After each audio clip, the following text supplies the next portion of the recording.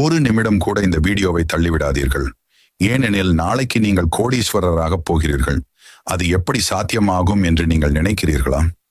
முருகனை ஒரு முறை தரிசிக்கிறீர்கள் என்றால் அவருடைய அருள் உங்கள் வாழ்க்கையில் வெற்றியும் செல்வமும் மகிழ்ச்சியும் கொண்டு வரும். முருகன் ஒரு போர் தேவன் மட்டுமல்ல, அவர் அருள் பெற்றவனுக்கு எந்த இடையூறும் தடையாக வராது. சபரிமலைக்கு போனாலும் திருச்செந்தூருக்கு போனாலும் முருகனை நினைத்தாலே கூட மனதில் இருந்த கஷ்டங்கள் அகன்றுவிடும். வாழ்க்கையில் சில சமயம் நம்மால் எதையும் செய்ய முடியாத மாதிரி தோன்றும். அப்போதே முருகனை தியானிக்கவும், ஓம் சரவணபவ என்று சொல்லவும். அந்த ஒரு சொல் உங்களுடைய மனதை வலிமையாக்கும், உங்களுக்குள் இருக்கும் தைரியத்தை எழுப்பும். முருகன் தனது பக்தர்களை ஒருபோதும் கைவிட மாட்டார். அவர் உங்களை பொருளாதாரத்திலும் ஆரோக்கியத்திலும் அறிவிலும் உயர்த்துவார். நீங்கள் நினைத்த சிறிய விருப்பங்கள் மட்டுமல்ல, பெரிய கனவுகளையும் முருகன் நிறைவேற்றுவார். நாளை உங்களுக்கு நல்ல வேலை கிடைக்குமா? வியாபாரம் வெற்றி பெறுமா? குடும்பத்தில்